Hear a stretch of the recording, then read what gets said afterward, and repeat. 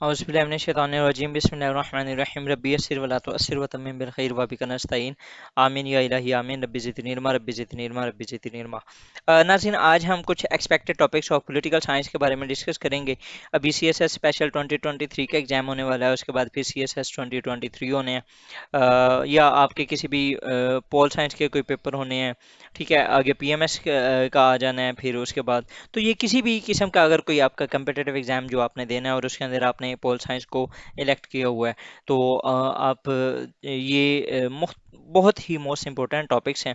और ये उन लोगों ने बताए हैं जो कि ऑलरेडी अपनी चार चार या पांच पांच अटैम्प्ट सीएसएस और पीएमएस की दे चुके हैं। ठीक है, तो स्पेशली ये जो सीएसएस 2023 का सीएसएस स्पेशल है उसमें है, और सीएसएस 2023 के लिए तो मस्ट ये जो टॉपिक्स हैं इनको आप लाजमी करके जाइएगा। ठीक है, बाकी जो हैं वो सिलेबस तो आपने कवर करना ही करना है, लेकिन ये जो टॉपिक्स हैं इनको आपने नहीं छोड़ना। वैसन अगर आप फिलोसफी है तो उसके अंदर आप देख लें प्लेटो, अरिस्टोटल और मैकाउली, इनको लाजमी करना है। उसके बाद सोशल कॉन्ट्रैक्ट थ्योरिस्ट मोंटेस्क्यू वगैरह जो हैं या मार्क्स, उनके ना जो शॉर्ट नोट्स हैं वो आ जाते हैं, तो इनको लाजमी कर लीजिएगा। उसके बाद जी मुस्लिम फिलोसफर्स, उसके अंदर इब्ने खुल्दून, गजाली, इकबाल की खुदी और फराबी। इकबाल की खुदी के ऊपर क्वेश्चन लाजमी कर देता है वो एग्जामिनर। उसके बाद अगर पेपर वन के जो टॉपिक्स हैं उनको आप देखें तो सोवरेनिटी, इस्लामिक कंसेप्ट और वेस्टर्न कंसेप्ट डिफरेंसेस, इसके अंदर देख लीजिएगा concept of absolute sovereignty by Hobbes, इसको लाजमी देखना है। उसके बाद ये rights and duties and liberties, safeguards हो गया। पाकिस्तान लोकल गवर्नेंस के ऊपर लाजमी देख लीजिएगा, फेडरलिज्म के ऊपर लाजमी देखिएगा, प्रोविंशियल ऑटोनॉमी और 18th अमेंडमेंट, ये लाजमी आपने ये करना है। ठीक है, इसके ऊपर आपकी मुकम्मल ग्रिप होनी चाहिए। Local government is nursery of democracy, कैसे, क्यों, और पाकिस्तान के अंदर किस तरीके से हो सकती है, पाकिस्तान के अंदर फ्लॉज, एडवांटेजेस, डिसएडवांटेजेस, ये लाजमी देख लीजिएगा। पॉलिटिकल कल्चर के ऊपर मोस्टली नोट आ जाता है। तो ये पेपर वन के कुछ टॉपिक्स हैं।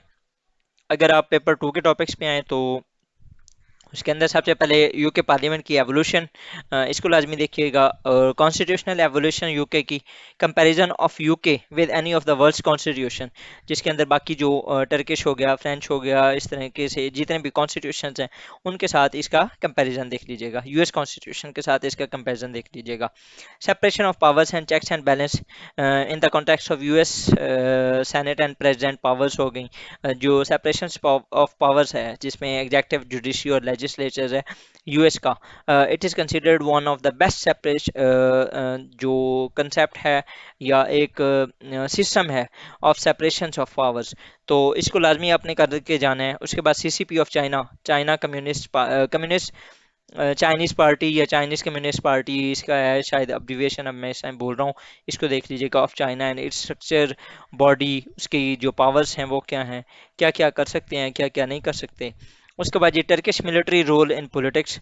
उसके बाद ये 18th अमेंडमेंट, जिस तरह मैंने आपको ऑलरेडी बताया, ये लाजमी कीजिएगा। और उसके बाद ये डिटर्मिनेंट्स ऑफ फॉरेन पॉलिसी और post analysis of international financial institutions after world war two, के इन्होंने क्या रोल प्ले किया। तो ये थे पोल साइंस के। इंशाल्लाह ताला मैं कोशिश करूंगा कि कुछ ऐसे के टॉपिक्स ऑलरेडी मैं बता चुका हूँ, आईआर के भी मैं कोशिश करूंगा कोई थोड़े से डिस्कस कर दूँ। सो स्टे ट्यून्ड जी, थैंक यू, अल्लाह हाफिज़।